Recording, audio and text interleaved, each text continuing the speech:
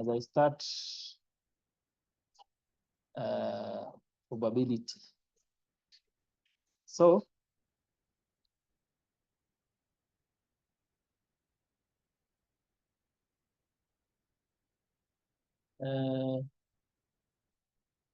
ukianza probability,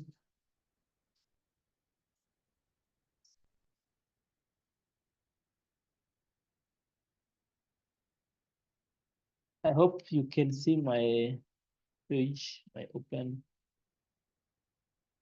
Lenny has something. Lenny alikuwa anataka kusoma kitu Miruri. I open a new page.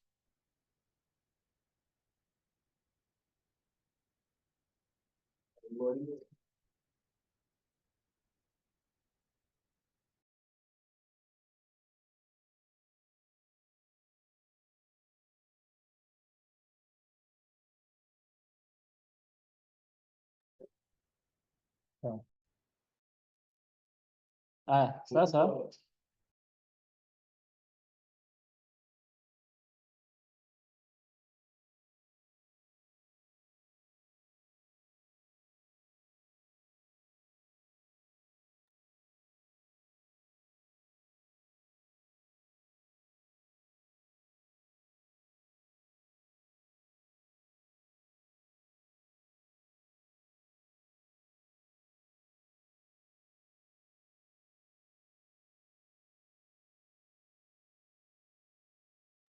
I hope my screen is visible. So if you have a writing material, panga nayo, I will start. We are going to have this topic in a very simple way because my interest is more on questions. It's more on questions.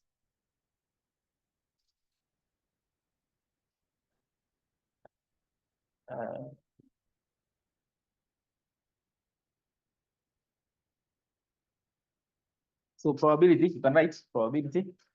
So probability is the likelihood of an event occurring. So for an event to occur, there are chances. Some of you have gone to betting. I can't encourage you to do betting. But those people who do betting, they work. They are very good in probability. Upata jamaa ana predict the game na anapata zote. Lakini ukipatia swali ya probabilities, anapata 0. Sasa unashindwa kwa nini? Kwa nini? So probability, you need to, what do you use to predict? How do you determine, or how are you able to predict a win or a lose in a certain game?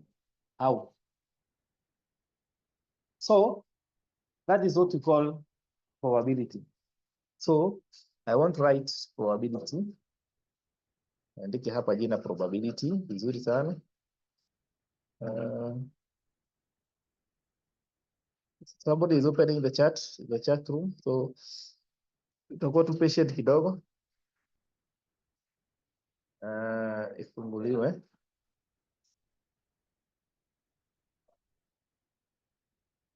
So andika probability.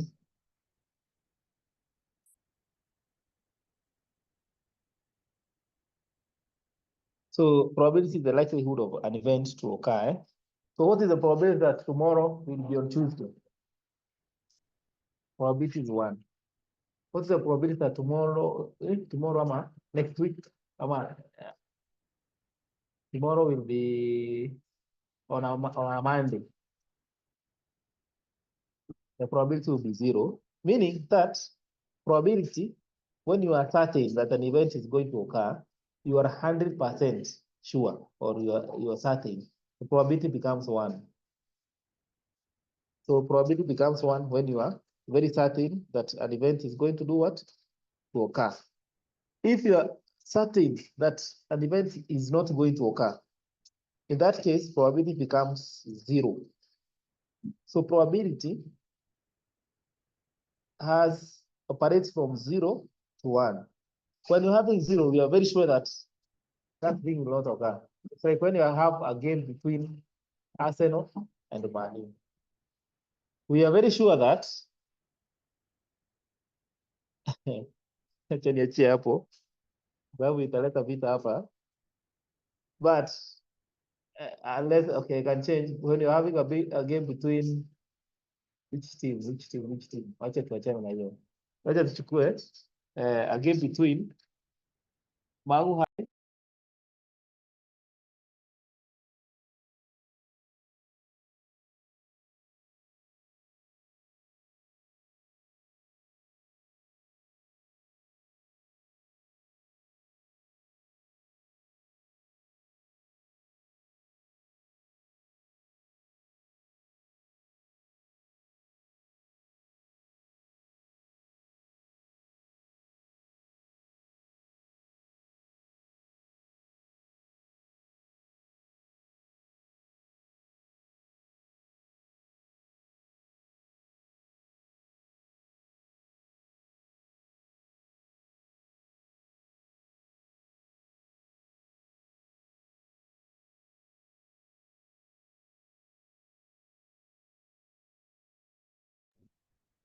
So when there's a game between Mangu and Alliance, so we are very sure that Mangu is going to win.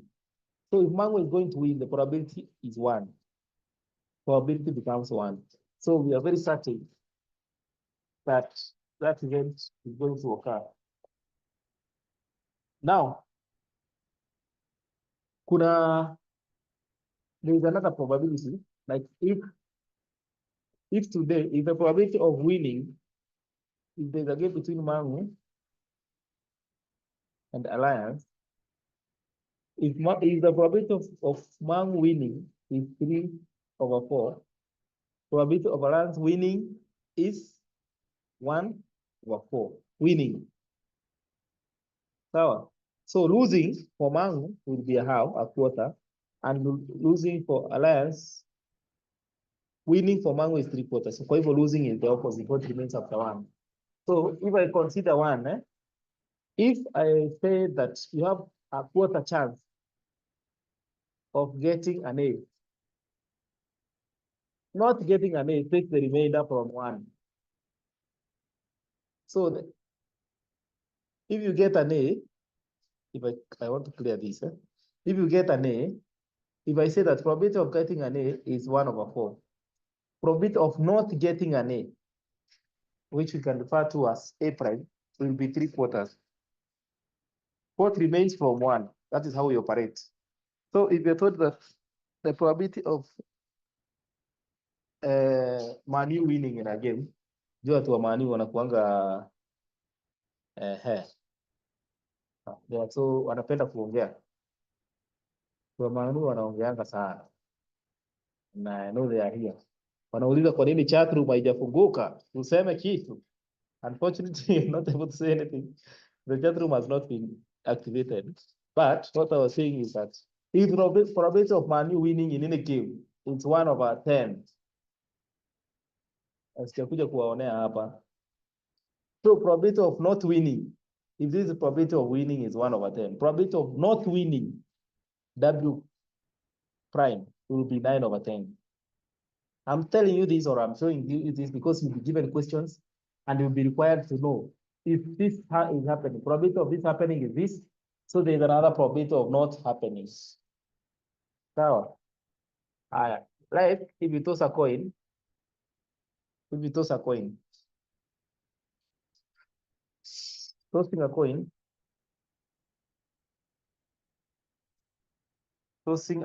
if you toss a coin, I wanted to.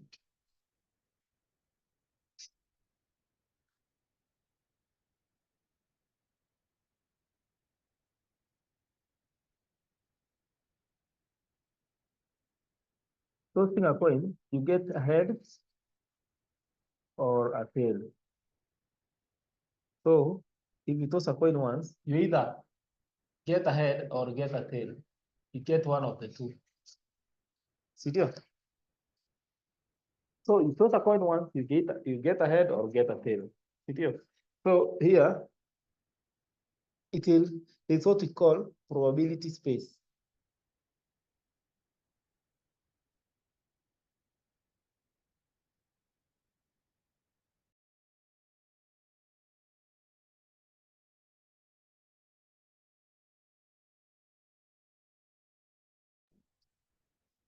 Probability space, you may toss a coin once.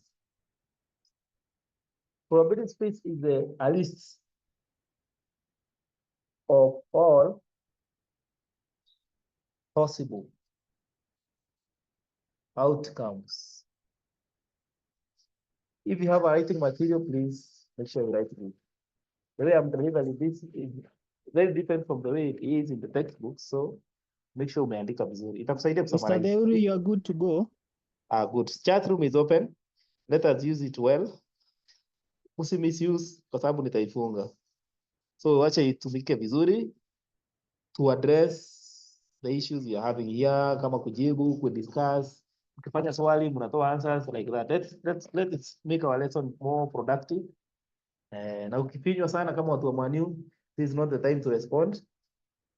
Najua kama jana walikuwa pahali and something happened which is okay. Anyway, wachana na hiyo. So what I'm saying that it is a list of all the possible outcomes. So probability space gives all that outcomes, all the possible outcomes. This can be done using a tree diagram. Like if you can toss a coin. Tossing a coin, you get a head or a tail. So tossing again. If you are told in once, tossing a coin once, you get a head or a tail. If you toss a coin twice, the first round, you get a head or a tail. You toss again. There was a chance of getting a head, a tail for the... If you start with a head or a tail, you toss again the second time, you get a head again, or you can get a tail. Getting a tail the first time does not mean you cannot get a head. You can also get a head or a tail. So all the possible outcomes are here. Kuna head, kuna head tail, kuna tail head, and kuna tail. So if I'm told to give the probability space, I'll list all these possible outcomes. These are the possible outcomes. I will have a list of all the possible outcomes in one. I can list them, or I can just present them the way I want, and they'll be given that form. So if I toss a coin once, if I toss a coin 3 times, I'll still come here with my tree diagram and extend it again. I extend it again, head, tail, like that. But in this case, you're told to have the coin tossed twice, 2 times. If I use a die, tossing a die, another area that is tested, a die. Dice or a die. A dice, tossing, it has 6 sides. It looks like this. A die looks like this. Is a cubic die. Nione kama kuna die hapa nikuonyeshe. Kama haiko, I can draw for you one. It has 6 sides. So si kama ushaicheza hiyo mchezo ya tossing a die. So one side is written 1, 2, 3, 4, 5, and 6. So toss, you either get 1. It has 6 sides. Getting side 1 becomes 1/6. Getting side number 2 at the top, bado itakuwa 1/6. Getting side 3, bado itakuwa 1/6. The chances are equal. All the chances are equal. So they are equal chances. All those chances are equal. Sasa, you toss a die, you toss like that and all that. So you're told that a die was tossed twice. Before I proceed with that, I need to mention something that anytime you're connecting values, kuna mtu amesema kitu, Isa sijui tutumia picha ama nini anafanya. If you have a question, you can raise it. If you use the word add, it means you multiply. If you use the word or, you add. In probability, word represents a multiplication sign or represents an addition sign. Are you okay up to that point? From there, I go back to my case here where we're tossing a die twice. A die is tossed twice. A die is tossed twice. So if you toss a die twice, so find the probability. Let us start with tossing once. The probability of getting ahead. Probability of getting ahead. This head. Number 1, 2, 3, 4, 5, and 6. Zote ni 1/6, 1/6, 1/6, 1/6, 1/6. Zote tu. So even if I delete that, I can now toss the die twice. If I toss twice, kuna probability of getting ahead, probability of getting to an even number. Probability of getting an even number.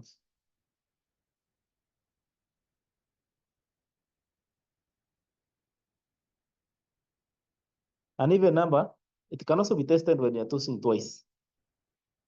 Sorry. When you're tossing once or twice. Nakaa nikirudi kidogo. Nakaa nikirudi kwanza. When you toss once, what's the probability of getting an even number? An even number, how many numbers are there? Even numbers are there, kuna 2 or 4 or 6.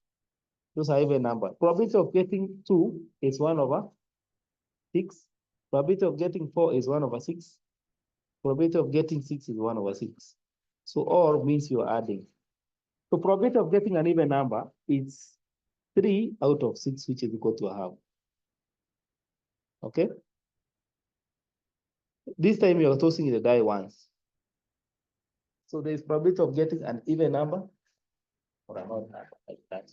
So if you're told an odd number, odd, 1,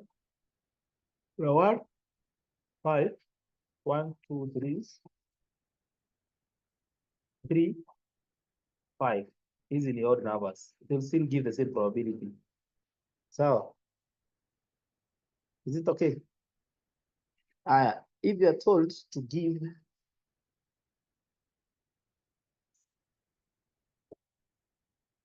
a die,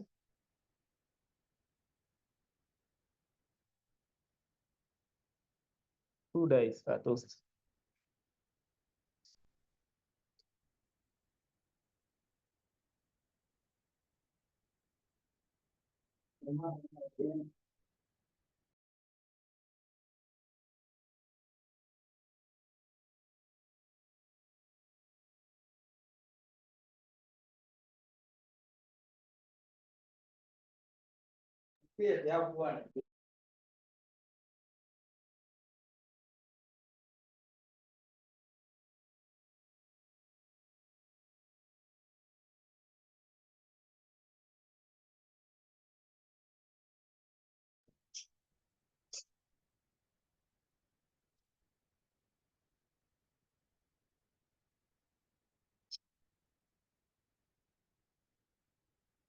Two dice are tossed. Then we are required to do the sum. Fine.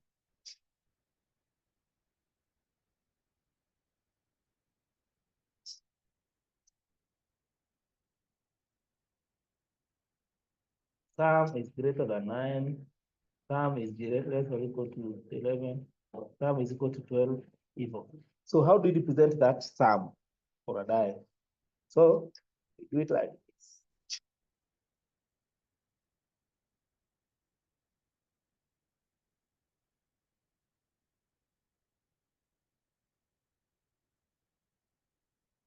We have the first die and the second die.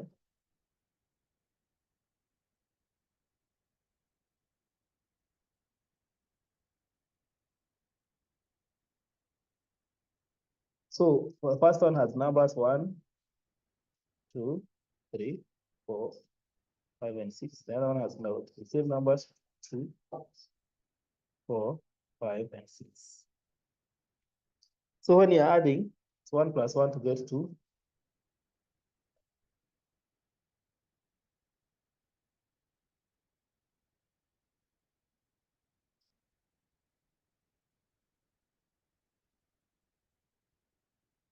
Five, 6, and 7.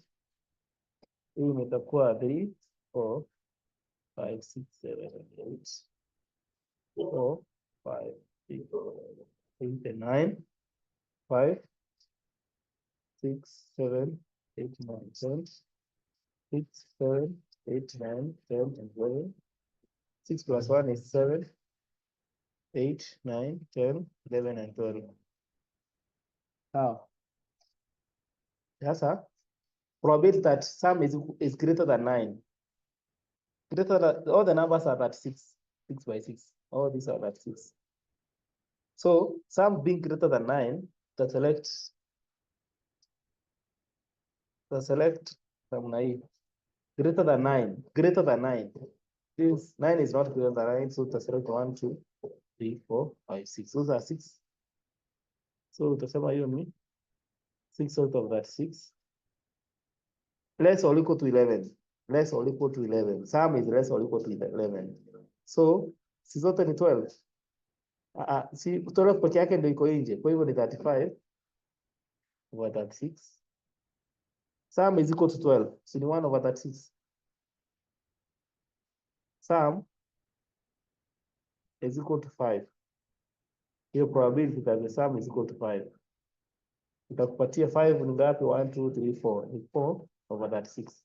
You can simplify. Kama 4 over 36, you can simplify by 1 over 9. So I'm checking whether there's anybody with any contribution or any comment. Ama mko tu sawa. Dai uchawekwa hapo. Kuna mtu aliyeweka dai hapo. That's how it looks. Haya. So if you're done with that, I wanted to mention something to do with the diet because sometimes it is tested. We need to have an idea of what a diet is and how we deal with the probabilities. So you can deal with the sum, the possibility of a number to appear and all that. So before you proceed, you can write, maybe you can have a note of that. Take notes on that before you proceed.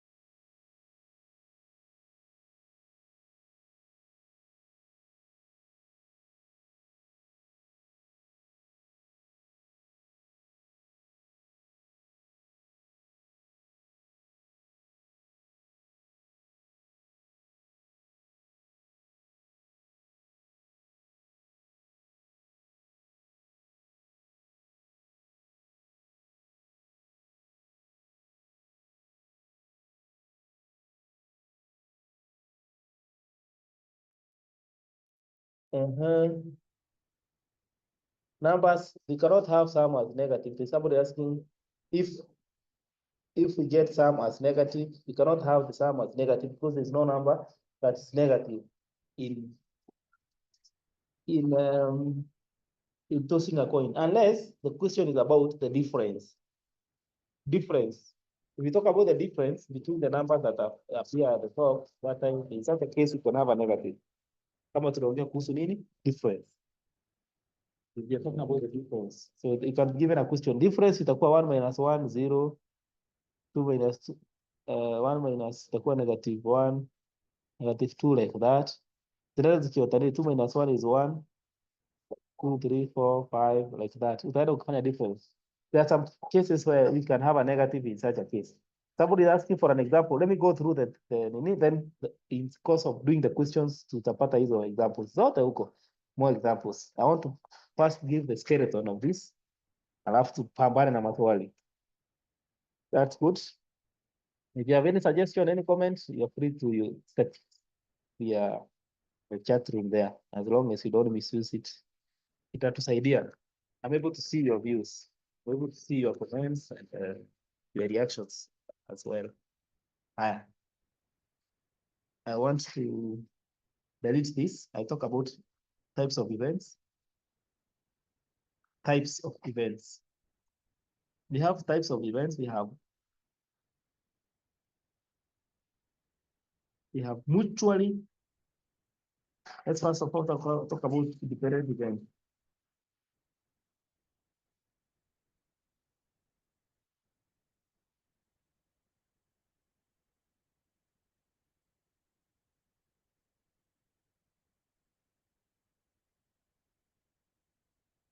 Occurrence of one event does not affect the occurrence of another. Occurrence of an event does not affect the occurrence of another event. Those are events that are dependent. For example, if you toss a coin, the first toss you get a head or you get a tail. Second toss does not affect.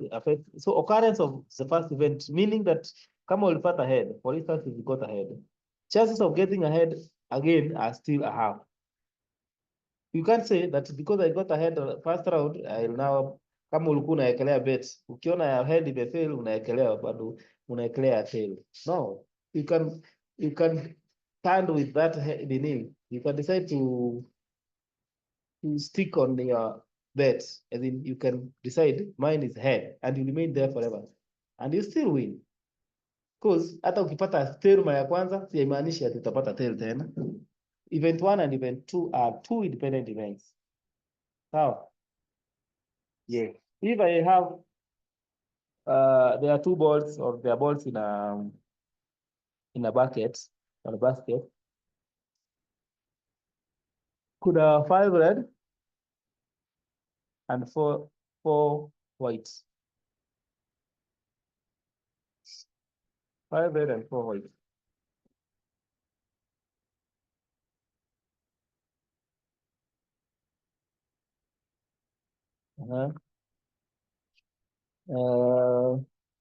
So if you have in a basket, or in a bucket, we have 4 white and 5. So if you pick one ball, at random,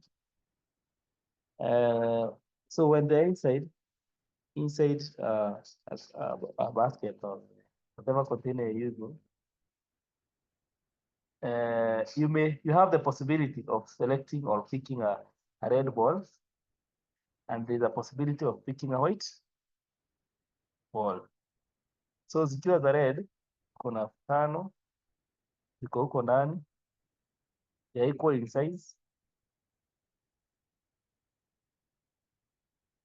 zimechanganyika tu, you're not biased.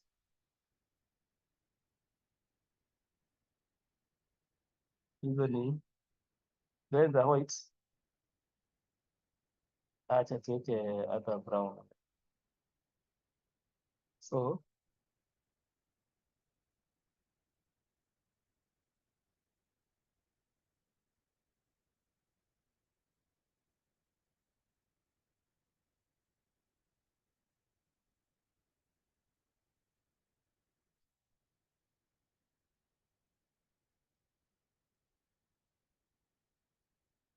zimechanganyika hivyo. You can have blue. Let's assume that these are blue ball.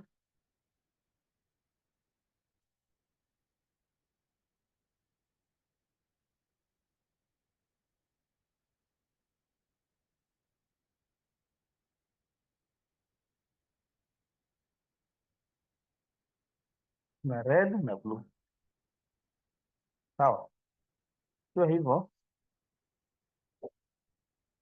When I pick, chances of picking a red one, the red in 1, 2, 3, 4, 5, 1, 2, 3, 4. Chances of picking red one in 5 out of the total 9. Chances of picking a red ball, 5 out of 9. Chances of picking a blue ni 4 out of 9. First round. Hakuna any biasness, hakuna anything, nothing. There's nothing affecting that event. But now, after I pick, that is why a tree diagram is very important. Nikiwa na tree diagram, kuna red na kuna blue. First round picking, itakuwa 5 chances of picking a red ball is 5 out of 9. Chances of picking a blue ball is 4 out of 9. If I happen to pick a red one, round 1, you pick red ball. Chances of picking a red ball,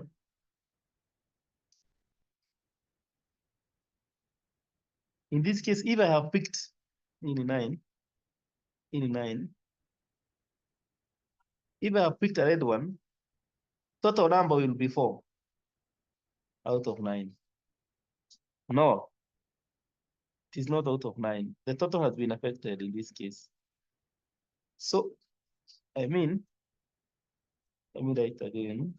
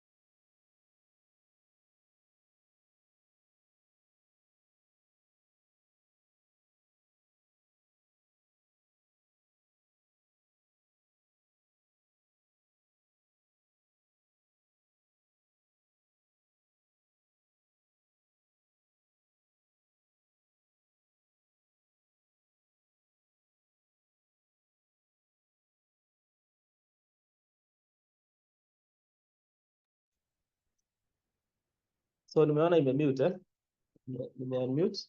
So what I was saying is, in this event, if you picked a red ball, of course the total number has been affected from 5 to 4. It has been affected. It has moved from 5 to 4. Kuna mtu alikuwa anasema unmute, okay. Mnaniambia ndio nione pale ikimute. Now, in this case, picking a red and you want to pick a blue one, it is 4 over 8. Since it is 4 over 8 because you have not picked a blue ball again, so you are picking it for the first time. Kuna watu wanainua mikono. I don't know. Okay, sawa, ameweka chini. So there's this other one. In this case, you have picked a blue one. Picking a blue one again, it is 3 out of 8. Picking a red, he had not picked a red, so it remain 5 out of 8. Is it 5? Yes. You have not picked a red in any of these cases. So this is an example of a mutual exclusive or mutual exclusive event, because if I pick a red ball the first round, I have affected the probability of picking a red one again. This is an example of mutually exclusive event. That's which says that the occurrence of one event affects the occurrence of another event. So this will give us a probability space of red, red, red, blue, blue, red, and blue, blue. If I tell you to give me the probability of getting balls of the same color, balls of the same color, balls of the same color, probability of getting balls of the same color,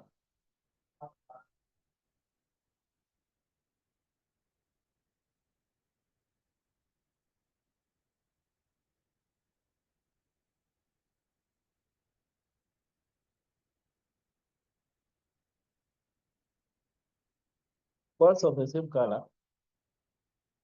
In this case, we have red, red, or blue, blue. Red, red, meaning that you picked a red first round and you picked another red second round. So it is a red and a red. A red first round was 5/9, and a red again, which is 4/8. And means you're multiplying. Or a blue and a blue. Blue is 4/9, and a blue again 3/8. So you have two chances. You either pick a red or a pick blue and a blue. So this gives the probabilities. You're connected with an addition code, as we said, you are using OR. So it equals 5 times 4 is 420/72 plus 12/72. So the total probability will be 32/72. You can simplify as much as possible. Okay. So simplified 4/9. Ezra, very active. So in this case, I want to deal with the terms normally used. The terms we use are give the probability of getting balls of the same color. At least, another term we normally use, at least. I'm deleting this. At least one, at least. Sometimes that we will use at least, at the most. So can you at least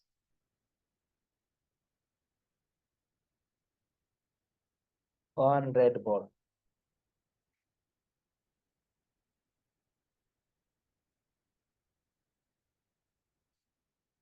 At least one red ball.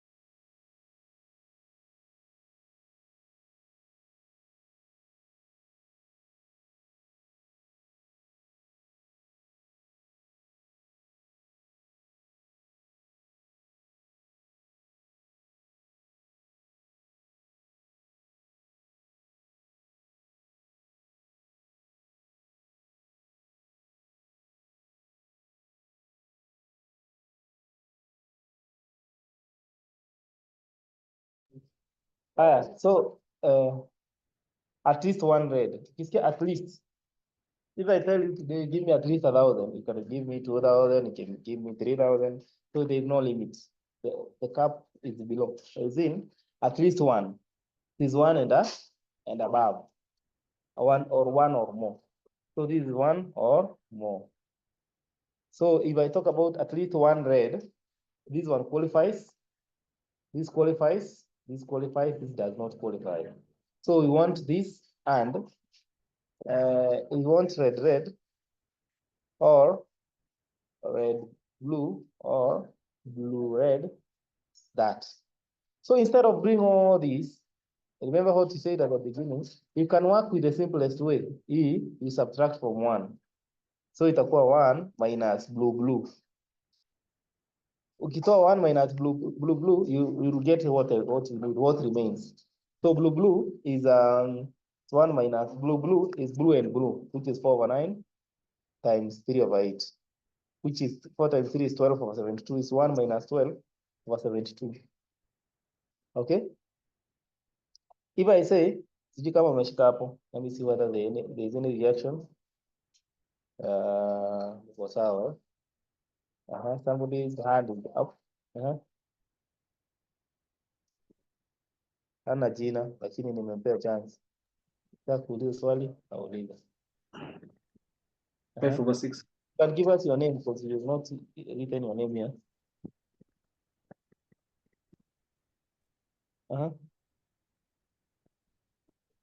You have hidden your identity. Where ni ... Okay, you can proceed to the question. Hatuna time, tusonge haraka haraka.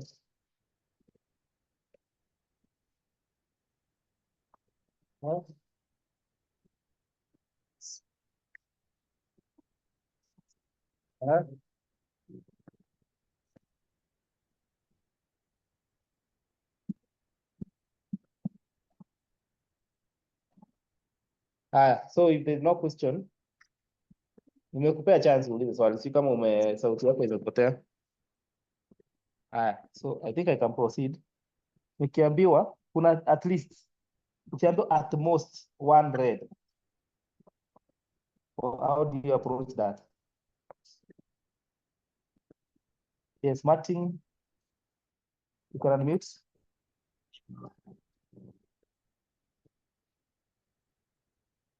Excuse me, sir. Skuski. And now, Nasai? Sai iko sawa?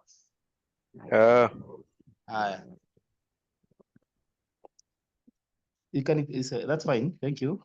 So unaambiwa find the probability that at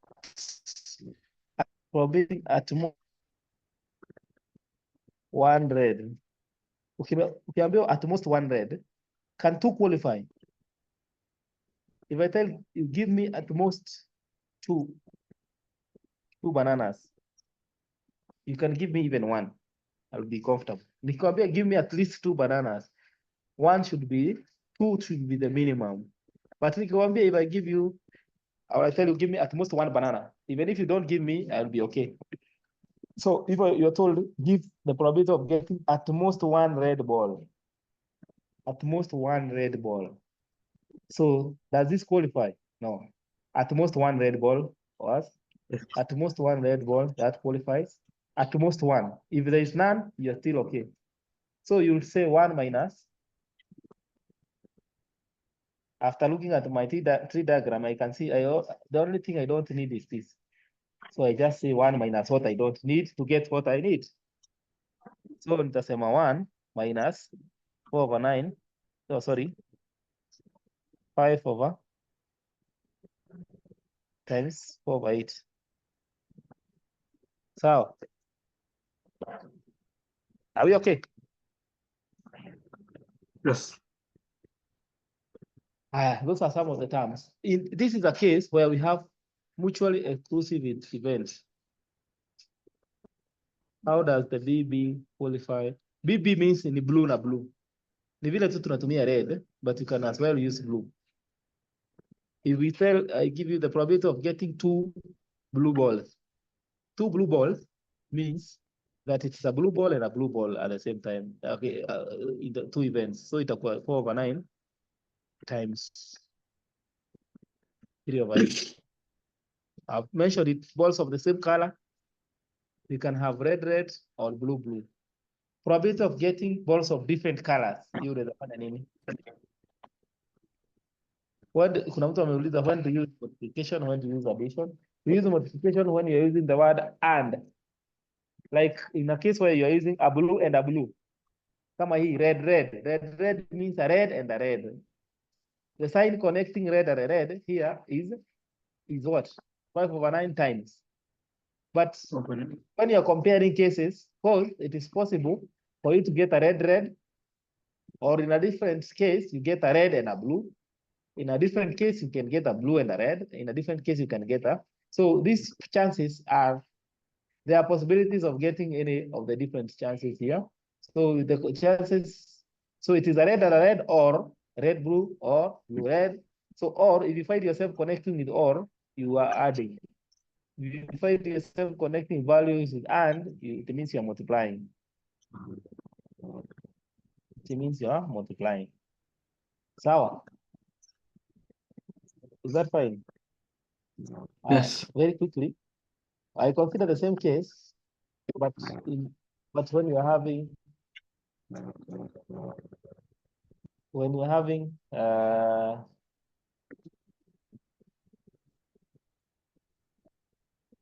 having independent events. So you pick and replace. If you have done this question, all questions, kuna kwanga with replacement or without replacement. When you have a case where you are replacing, the event changes to become independent. Because you have 5 red, for instance, you have 5,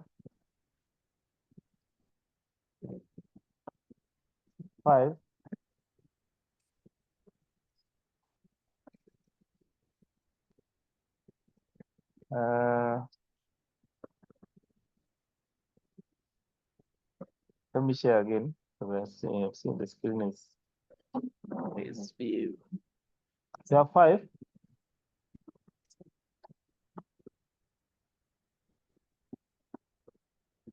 You have 5 red.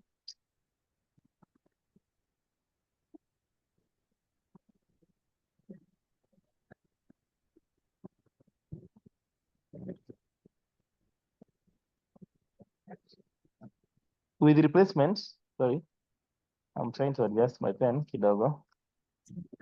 Iko sawa sasa. We had said you had 5 red balls. Oh, nimeona ni pen ina. So you had 5 red and 4 red. 5? Ilikuwa 5 red. Blue ilikuwa 4. If you do it with the replacement, round 1, pata red na blue itakuwa 4 over 5. Sorry, itakuwa 5 over 9. With the replacement, na 4 over 9. If you pick a red, you can as well pick a red again or a blue. You can pick a red again or a blue. But if there is a replacement, you had picked, there were 5, you replace, there will still remain 5. So itabaki 5 over 9.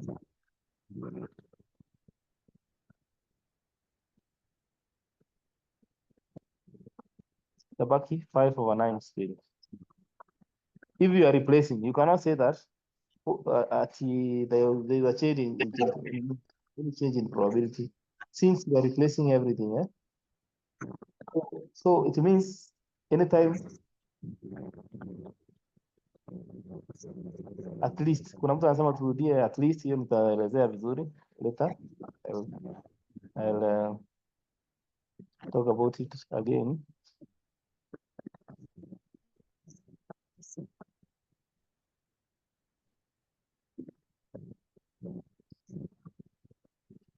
Hiyo nitaangalia. I can see you are testing. Haya, kuna probability of picking up a blue ball will be 4 over 9.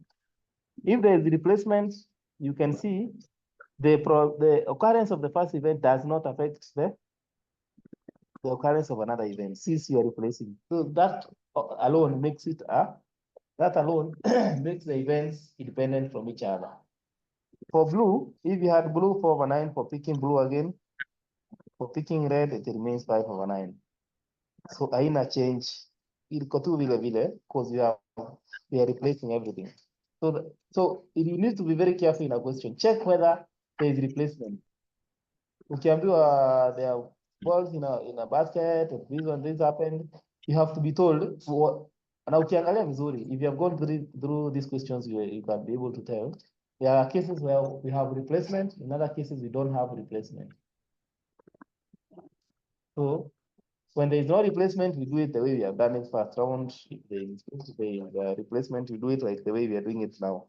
So probability of picking a red and a red itakuwa 5/9 multiplied by 5/9.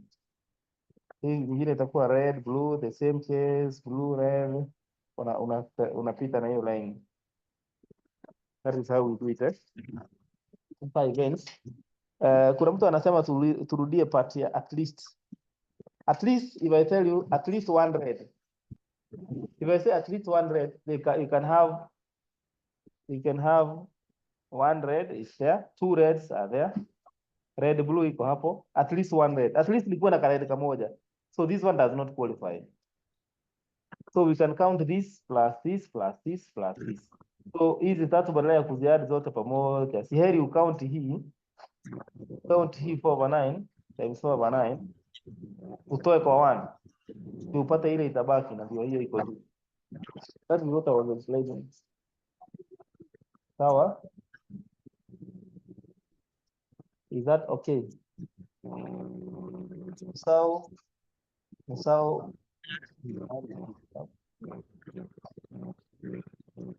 So you can ask the questions if you have it. Kisha hapo kwa blue, blue red. Hapo inafaa Yes. kwa 5/9. Kwa blue si zilikuwa 4. Hapo kwa blue red. Blue red. Iko? 5/9. Hapa ni 5. Good. Thank you for that. 5. Kwa sababu red hazijaguzwa bado ziko pale pale. See that fine? Alright. So I want to just look at some questions. Now,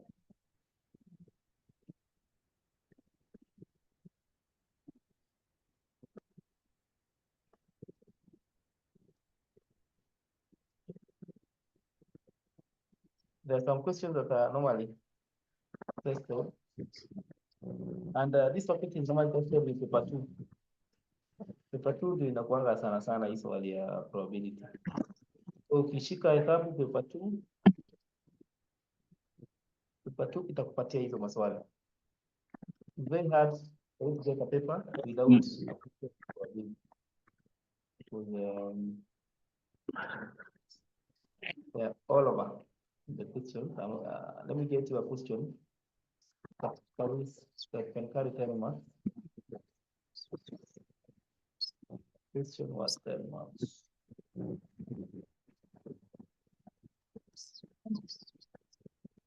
Haya. One here.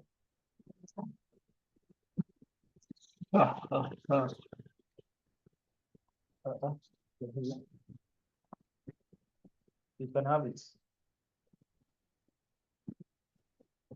I don't know. I hope you can see my screen. Mapema, there are two examiners, A and B, marking and mathematics examination. That is what is happening right now. KCSE exam is being marked. Okay, anyway, there are two examiners, A and B, marking mathematics examination. Out of every 10 scripts, examiner A marks 6 scripts accurately, but deviates in the rest. Examiner B marks 7 scripts accurately out of 10 and deviates in the rest. In a given set of scripts, determine the probability that both examiners will mark with deviations. And again, only one will mark accurately. The other one, both examiners. Okay, you can have the question first. I'll give you a minute to write the question and try to internalize the question.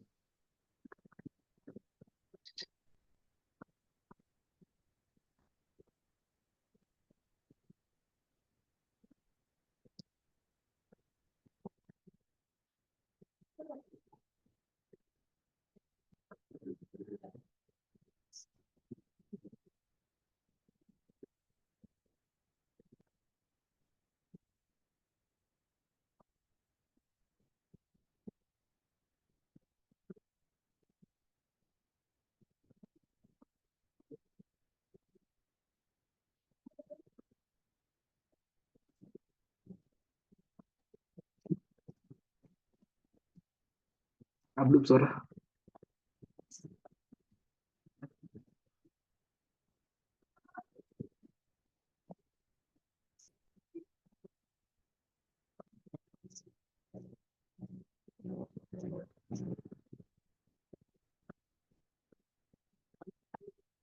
Clinton Rocajo, CR7.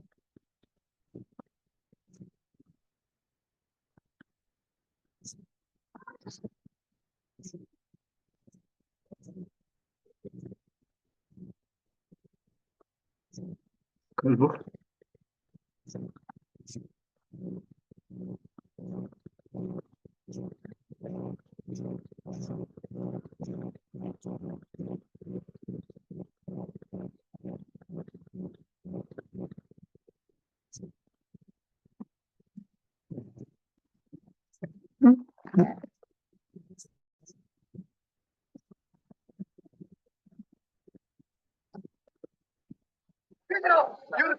Beautiful against Everton. We will never forget it. We will never forget it. Human being class. So kama mmemaliza to internalize, you can now look at it together. Or there's somebody who can share. You can take us to. Kuna mtu anaweza jaribu? Kujaribu ni mzuri. Yes, Alvin Wang'ombe. His hand is up. Yes. So Unasema mimi nakuandikia. Sawa? so hapo inasema that these two examiners A and B making a mathematics examination. So utaanza na the probability tree. Kwanza hapo na A and B. Kidogo. This cannot edit. So let me find a new page for that. New page for that. We are trying to come up with a tree diagram. That's what you're saying? Yeah. Kwenda hivi. There are two examiners, A and B. Ama unaitwa? A and B. A and B. Then? So pale nasema that for A he marks 6 accurately. So utaandika hapo A na A prime. Accurate. Accurate prime. Yeah. And which is the same as deviating. Good. And then This is A, accurate na accurate prime. so these are marks 6 scripts accurately. So your A itakuwa ni 6 out of 10. Okay.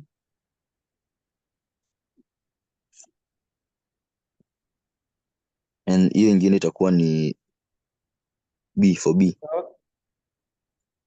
For B itakuwa ni 7 accurate, 7 over 10, na not accurate ni 3 over 10.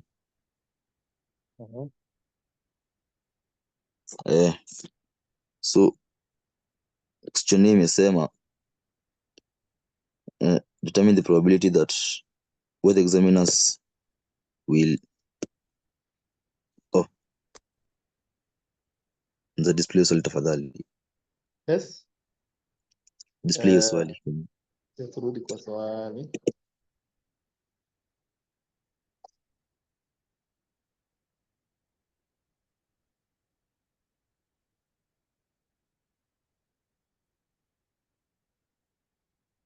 There are two examiners here will be marking mathematics out of every 10 scripts. Examiner A marks 6 accurately, but the rest. B marks 7 scripts accurately out of the 10, but reveals the rest in a given set of scripts. Determine the probability that both the examiners will mark with the deviations. So hapo kwa the first A, the first examiner. Okay, I want to go back to the screen. To the board.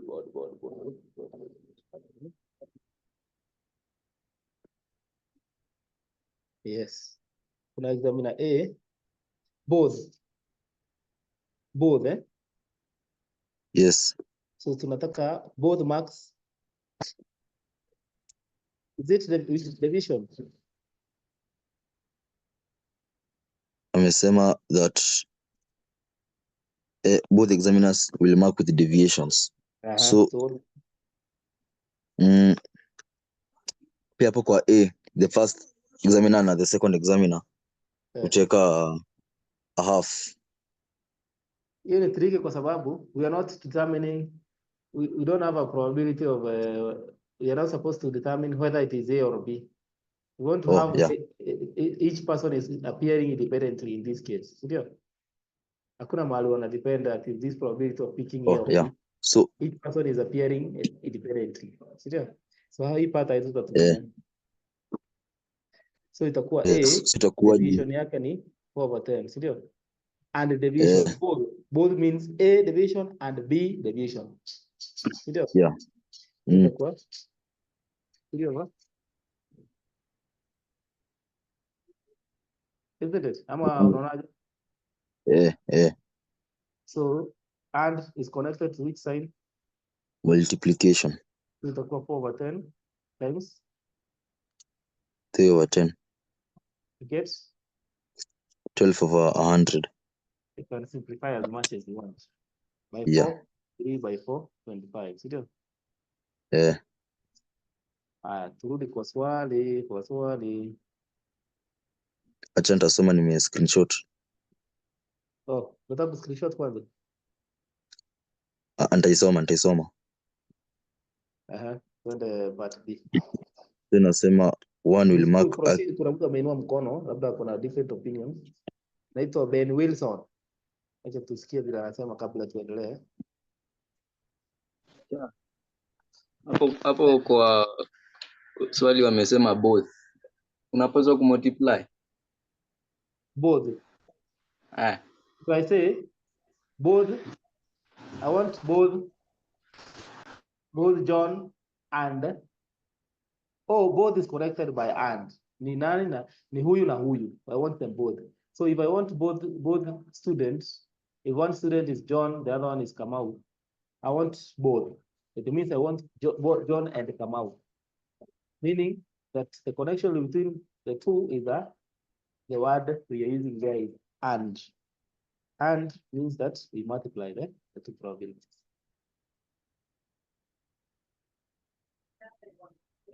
Now, if it's fine, we can proceed. So only one will mark accurately. Only one. So itakuwa ni both accurate ya A na accurate ya B. Both, okay. Unasema? The question is only one is accurate. Yeah. So utakuwa na accurate, only one is accurate, only one. So it is either one being accurate. Hapa kuna hebu tuangalie swali ya kwanza ilikuwa imeandikwa aje, the first one. Both are. Both. So in this case, yes. Both, okay, in this case, both are not deviating.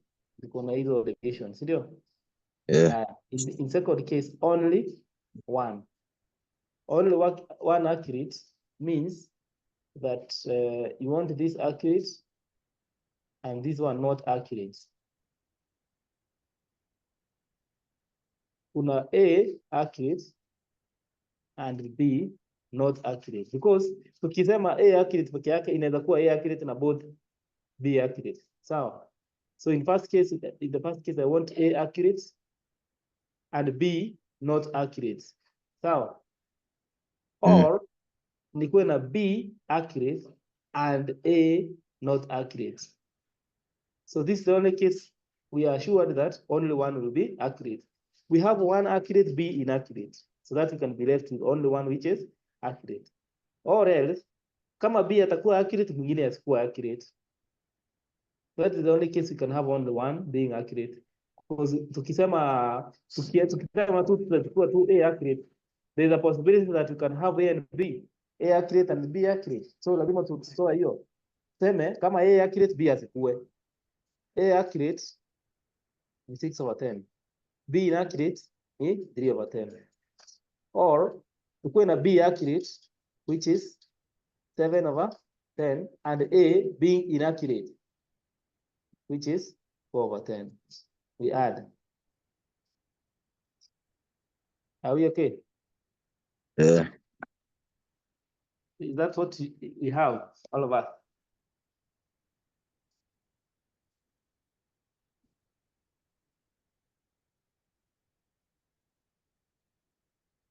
Utapata Let's 23/50.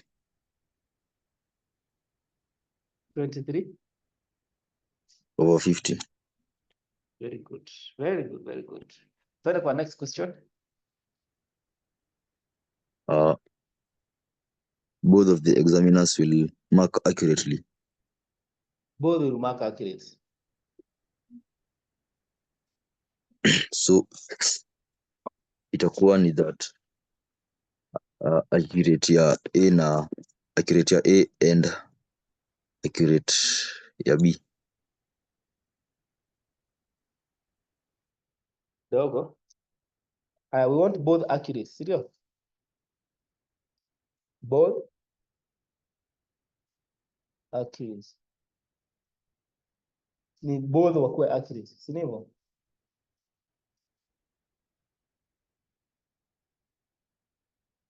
Sawa. Both accurate tutakuwa na A accurate. Isn't it? Yeah. And B accurate. Sawa. Mm. So itakuwa A accurate and hii haina only, haiko limited. We only want A accurate and B accurate. Si ndivyo? Mm. So how do you do that? How did you do it? So since both namaanisha that zote mbili pamoja, so itakuwa ni A and B na and kwa probability means multiplication, so itakuwa ni hiyo 6/10 times 7/10. Sawa. Yeah. 7/10. Are we done? 21/50. 21/50. Are we done? Hebu tuangalie kama hii swali imeisha.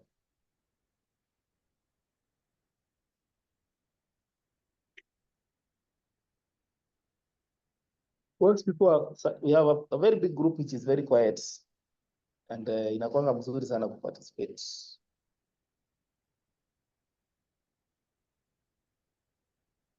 At least one will mark accurately. This one, at least one will mark accurately. At least one.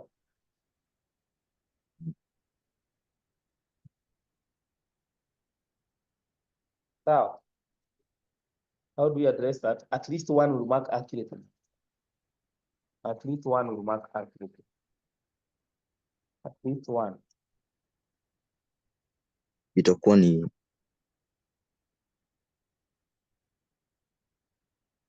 6/10 or 7/10. We talking of at least one, we can have a case. I'll do the difference.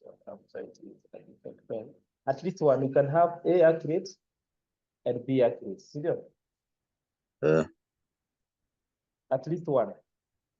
Can have A. Sorry, let me just clear everything. you can have A accurate and B accurate. Serious? So you're going to be, you can have A accurate and B inaccurate. Now, you can have B inaccurate and A accurate. And you can have, actually in form of a tree diagram.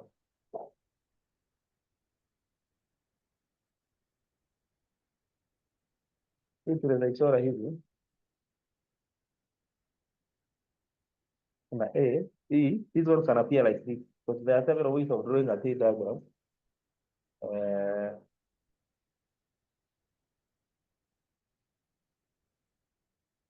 don't know whether you can see what I'm writing. Kuna A accurate. Sawa. You have A.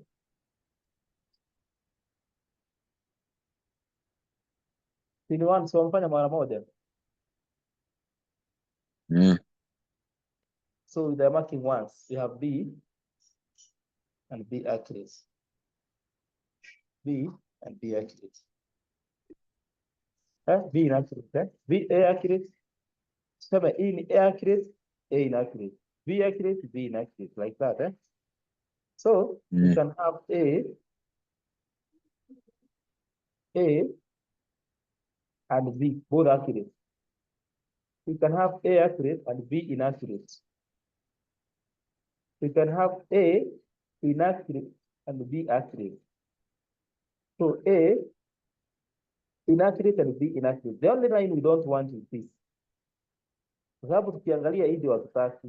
Tukiangalia hii iko na at least one accurate, iko na at least one accurate, iko na at least one accurate. So getting one accurate for B, getting accurate for B for A was what? Ilikuwa 7 over? What's 7 over 10? Inaccurate. Inaccurate. Yeah, A. Inaccurate ya A. Ilikuwa 4 over 10. 4 over 10. Inaccurate ya B. Kuwa 3 over 10. 3 over 10. So we want this 1 minus A inaccurate, B inaccurate. Juu hii ndio hatutaki. Itakuwa 1 minus 4 over 10 from 3 over 10. Sawa. Iko sawa? Na mtu anauliza swali hapa. Ben Wilson.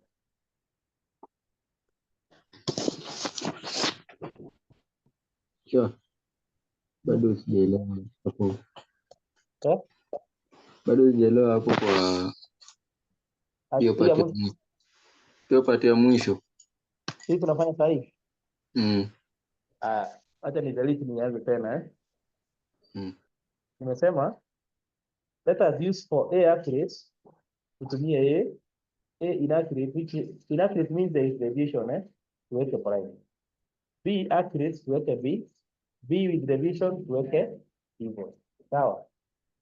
So kila mtu ana mark round moja. So round ya kwanza ya A anaweza kuwa na accurate ama kuwa inaccurate. Sawa. So this two events are independent. So unaweza kuwa repeat A na bado wa A akiwa accurate na wa B akiwa accurate bado ama akiwa inaccurate. Kama wa kwanza alikuwa inaccurate wa A, bado B and B prime will still remain. So if you have B and B prime, the same move. So in this case, you have A got accurate, sorry. A accurate, B accurate. A accurate, B inaccurate. A inaccurate, B accurate. A inaccurate, B inaccurate. Let me start with A. A inaccurate, B inaccurate. In B. So in this case, the question is at least one is accurate. At least one is accurate. Do we have this accurate? Yes, kuna A accurate and B accurate. At least one. Si kuna moja accurate. So hiyo tunataka. Hapo kuna moja accurate tunataka. Ile hatuna accurate hata moja, ndio hii. But we want this at least one. Badala ya kuhesabu hii na hii na hii na hii, si unahesabu hii peke yake unatoa kwa 1. Unaona balance. Itakuwa 1 minus into bracket So tumesema hii ni 4/10 na hii ni 3/10. Itakuwa 4/10 times 3/10. Itakuwa -12/100. Is it correct? It's okay. 22 Inakupatia? Inakupatia nini?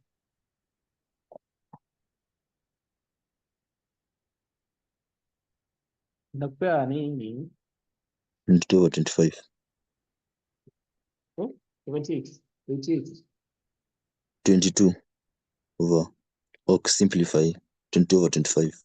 Oh, after simplifying. So it's going to be the best in this topic, eh?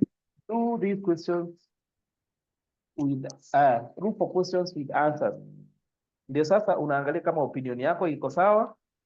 If you do 10 questions and find that out of 10 all of them are correct, hapo unajiaminia, unajua hapa niko sawa kwa hii topic. If you do out of 10 you get 1 out of 10 ama hata 0 out of 10, it means that all that work is you need to revisit the topic afresh. I'm saying this because you have your free time to look at these topics. A form 3 hauna December holiday ingine, wewe ndiye candidate. So kama utakaa chini uchape kazi, you will have a very hard year. Yeah. But if you sit down and organize yourself, ujipange, pange game yako vizuri, next year you come to celebrate because you come finish the syllabus very fast, but hautakuwa na madeni ya topics zenye hujui kitu. Chukua topic kama hii. Take questions. If you don't have any other revision material, chukua hata maswali ya KMF. Piga yote ukiangalia answers. Ukiona maswali zote unapata correct. You have nothing to worry about. You'll handle these questions with a lot of confidence next year. Na utapata hizi maswali. So, it is your personal responsibility to go try questions.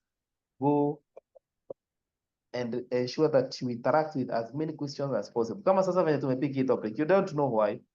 So, tume. Enda kwa revision paper zenye uko nazo. Kama huna revision paper, uko na KMF na iko na answers pale nyuma. Just do all of them. Take advantage of this time, and I'm telling you, next year utajienjoy sana. Pata paper za hesabu na rarua tu, hauna stress. Maths is the high time to strengthen your foundation in maths, so that next year itakuwa tu kupitia tu bila stress. Sawa? So I've sent you there, go and do that work. Chapa kazi, tukutane. Thank you for cooperating. I've not found even a single case of somebody who is writing nonsense. These are very mature people. Hakuna hata mtu mmoja ame misbehave, hata mmoja sijaona. Next time mixtures. Please make sure you come to class on time and remind me this. Peran, tafadhali hii mixture umeulizia mara mbili. Make sure next time uingie class mapema, unitext pale, nikianza nianze na mixtures. Ukisikia roho inakwambia ni mixtures, make sure unazishughulikia mapema before unaweza pata imekuja KCSE na ukumbuke uliuliza hiyo swali au kupata nafasi ya kujibiwa. Sawa, before I finish, I can have one person whose hand is up, aseme kitu tukifunga.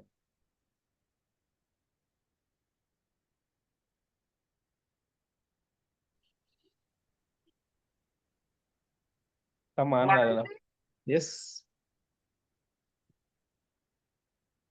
Kama hayuko sawa, you can go do questions, tukutane. Ukipata challenges, ask me the questions when we meet next time.